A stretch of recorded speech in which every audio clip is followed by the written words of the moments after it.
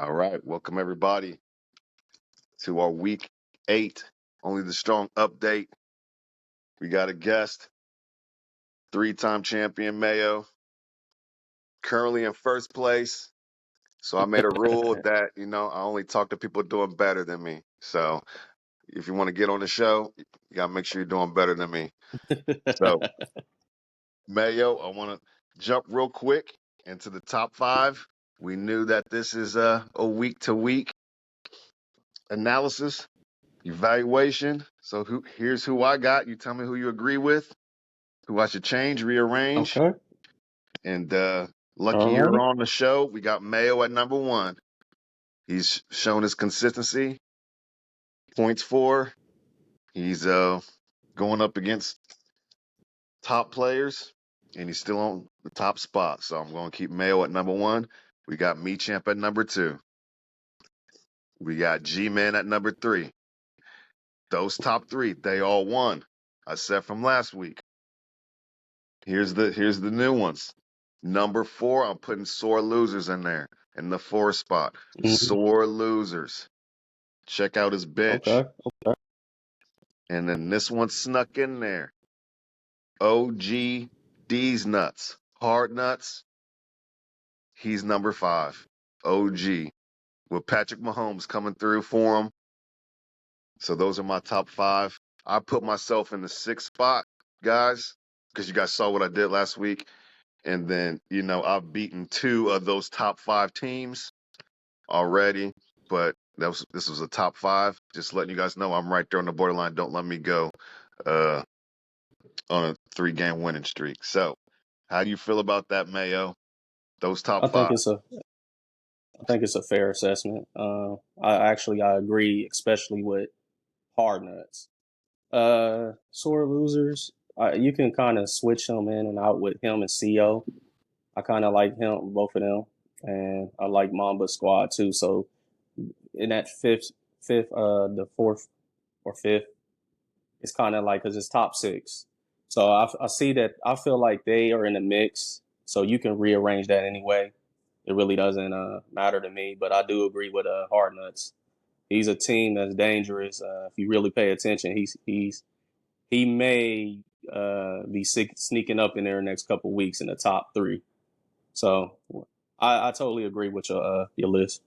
Well, how can you mentioned some names. They lost last week. If they lost last week, how can you put them in your top 5 if they lost last week? Because I'm looking at their teams and how it's constructed and their depth and their scoring, as you brought up the points for. They got the potential to beat anybody on any given Sunday because they got a team that can put up some numbers. And they're not that far off from the playoff spot. Matter of fact, they're in the mix. So that's why I think it's only fair to mention teams that are in the mix. So that's my reasoning. All right. And so to mention my foresight, last week I gave a top 5. We had 2 complaints from Holy Rollers and Mamba saying, how come I'm not in the top 5? And then sure enough, they both lose. They both lose. Mamba losing to, bottom of the barrel player, owner like me. I can't put you in the top 5 if you can't beat me. If you can't beat me. And then Holy Rollers losing. I told him, I said, you're in a new situation. Let me see how that new situation plays out. And hey, he didn't get the W this week. So the 2 teams that I didn't include in my top 5, they didn't win. Just to let you guys know that, my projections are somewhat relevant. So, But you do realize both of them teams are 4-3, right? yep. And it's time So for they are. So it's only fair to include them because they are the top 6. Top 6 get you in. So just because they took a loss doesn't necessarily mean you get to boot them out until their record says otherwise. well, they took a So I feel loss. like they're. They took a loss, but Well, they yeah. have a new roster changes. So I don't see Well, consistency with their roster. okay. Well, that's the opinion. I can understand that. So basically, you going off of what you see now and going into the future, and basically saying you're judging off of what their roster look like as of today, and not looking at the overall of how they've been performing and where they at in the standings. Okay, that's fair. If that's Correct. how you Because feel, that's opinion. That's your opinion. You're allowed to have that. yeah, your roster got you here, but what are you going to do moving forward? So we we saw how things can change. I mean, 5 star almost won, you know, with his projections was low. At least 3 times I was the highest projected team, and I end up being extremely low. When I beat OG Hard Nuts, he was the highest projected of the week. End up beating him, so we just don't know. We just don't know. No, that's fantasy football for you. You don't know. At any given Sunday, or as what was it? Co Stiller said, "How did I lose already on a Thursday? My whole week is just destroyed. You could lose on a Thursday matchup, as we saw when he got put up, hung what, like 60, 70 points with 2 players. So it can. I mean, it's fantasy football, man. Anything can happen. We don't know. Each week is different. Anybody can lose, whether you at the bottom or whether you at the top. It doesn't really matter. You got to factor in injuries. All those things come into play. So that's what we're witnessing. So even though you may have felt like you was the bottom of the barrel, but as you saw, you consistently has beaten top teams. So what do you call that? Luck or skill, Cyrus? Great question. I was just about to say something about that. I call it the bell-shaped curve. I call it the pendulum swing. So when you put a bunch of teams in the standings, there's going to be some middle teams, there's going to be some bottom teams, and some top teams. So naturally, there is going to be some teams on an upward streak, and then there's going to be some teams on a downward streak, and it's just going to change. So one of these bottom teams are going to go on a winning streak, and one of these MAYO, Me Champ, G Man, just out of the natural of the bell shaped curve, one of you three are going to go on a 2 game losing streak eventually because no one just keeps on rising and rising. We're constantly just swinging. It's a momentum shift. So now I'm on a 2 game Mm, winning streak. Hopefully, I go on a three, four, and I keep it going. But what are you at? A 6 game winning streak? yes. Yeah, that Me hey, and that's rough, G bro. You Man are got a loss both. coming up. You got a loss coming Yeah, up. I Just cut. mean, I'm realistic about it. Yeah, I don't think that I'm just going to just be dominant. I am playing against good competition where every week is going to be against a good team. So yeah, quite frankly, just to be honest with you, I've been kind of lucky with my schedule because if you really look at it, nobody's really scored against me. So that does play a factor too, and that's just me being real about it. Not many teams are I'm facing good teams, but they're not having their best week against me. So that does play a role in why I am 6-1 also. And that's just being completely honest. All right, all right. So with that said, here's my first question to the number one seed. Who do you I'm not sure what word to use. Who do you fear the most coming up on your schedule? Who do you worry the most about? Like, damn, this this team right here is coming after me. And left in your schedule. Uh I would say as of right now I would have to say G Man. G-Man, My yeah, I matchup of agree. the week. I agree. Yeah, G Man is very dangerous. He has a solid team that is balanced all like from each position. From he can beat you anyway. Even if his quarterback ain't playing completely strong, he got a receiver that can hang 30 on you. He got running backs that can give you double digits. So I feel like he's one of those teams, and it's very impressive to see him climb from an 0-3 hole and be on his winning streak. So we're both on streaks. So it's streak versus streak.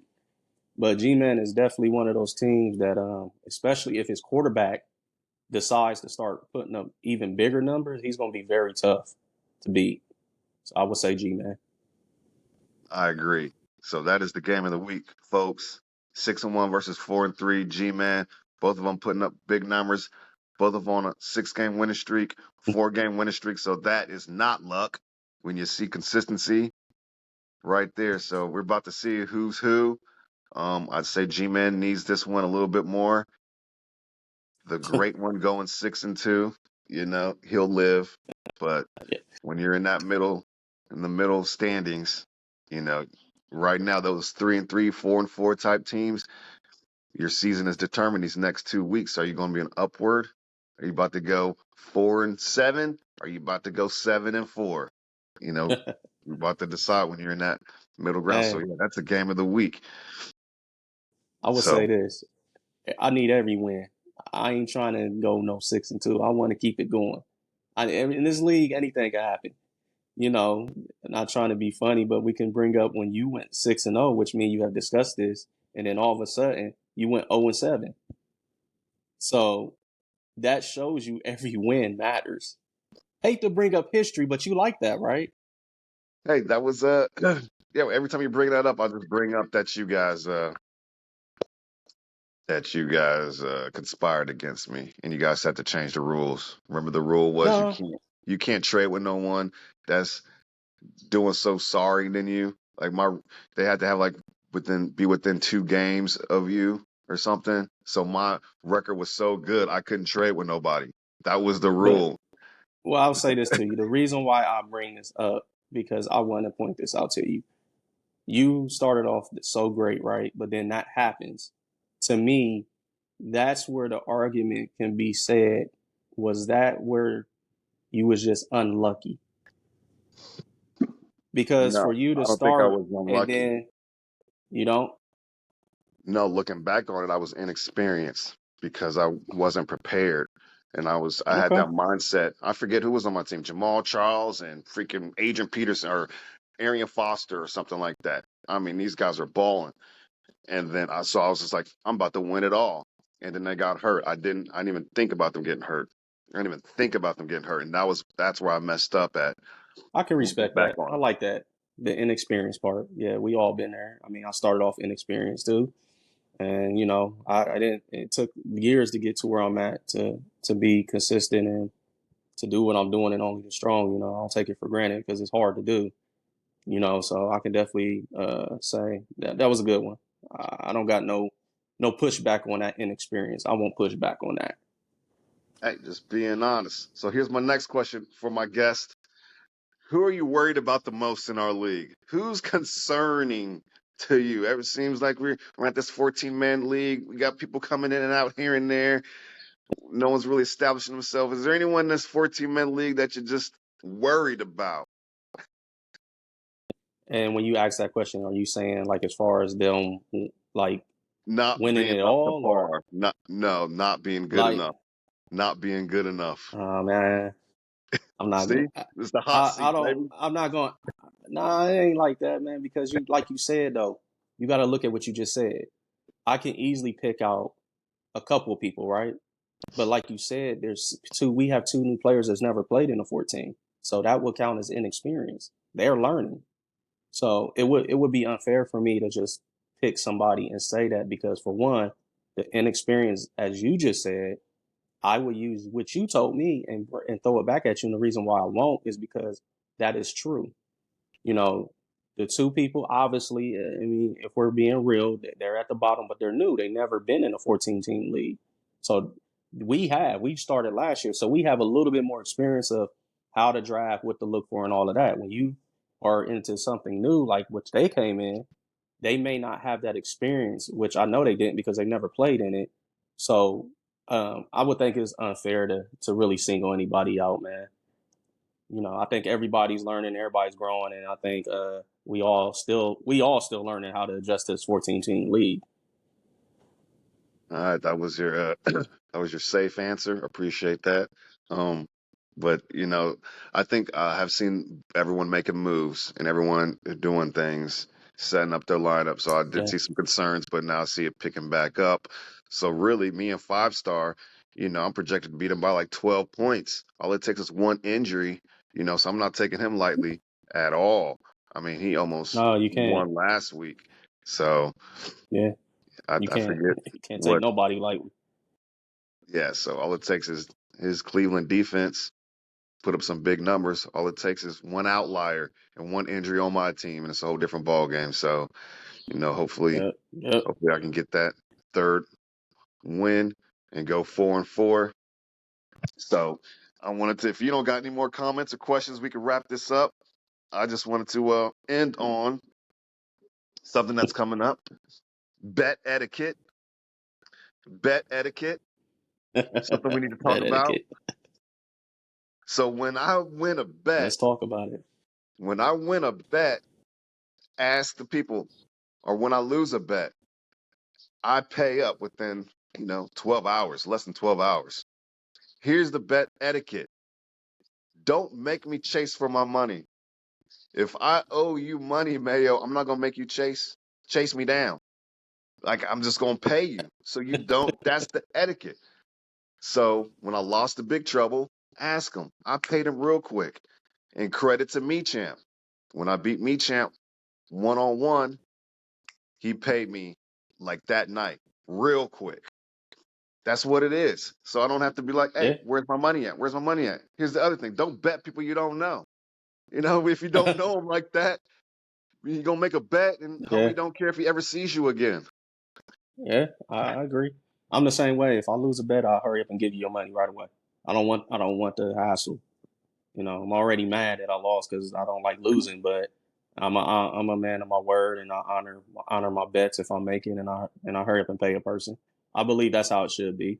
I don't believe that or communication. I'm not trying to be funny. If somebody just be like, man, I ain't got it, but communicate with me. Don't make me come searching and all that. Yeah, I don't like that either. Because I don't Exactly. like to feel like I'm begging or look like I'm thirsty or I'm poor or something. No, I just want my money. That's it. Exactly. Don't That's how turn I me into a feel. bill collector because I Yeah, don't. will. I will turn Yeah, into a bill collector. I will. yeah, I agree with that. But you don't know people's situations. But like I said, communication is the key with me. Even if you can't give it right away, like, hey, I got you because da da da. I'm cool with that. But if you ain't saying nothing and I'm up to, and I'm keep going hard and you ignore me, it's gonna make me mad. And I'm just not gonna respect that and be like, I just won't bet with you again. Exactly. I just wouldn't But bet with you again if you guys, yeah, but like you said, you don't know the situation. If you're in a situation, don't bet. See, stop running your mouth. Stop running your mouth because you're in a certain mood. You gotta hey, check that your mood. Like I'm just in a good yeah, mood right now, talking shit. yeah, And then that's now that's you owe true. $200. Now you owe Yeah, $200, and you're like, damn, I ain't got it. You should have thought. You should have thought before you that spoke. So don't. I yeah. should do a gambling campaign like they have coming out now. Like, don't gamble with money you can't afford to lose, and make sure you know what you're doing. So, hey, let's get our betting right in the league because I don't want to see nobody, fighting and people owing each other money and stuff. So just Yeah, my man code rule, man. If I owe you guys money, it's coming real quick. And I expect the same. The respect is don't make me chase you down. yeah, Okay? it's called integrity, man. Have integrity with your bet. Yeah, I get that. I agree with what you just said too, man. If you don't be in the mood and just be like betting and making bets that your butt can't cash, you know what I mean? You ain't got it. Yeah, don't do that. But yeah, we all know this, man. We know, we should all know this.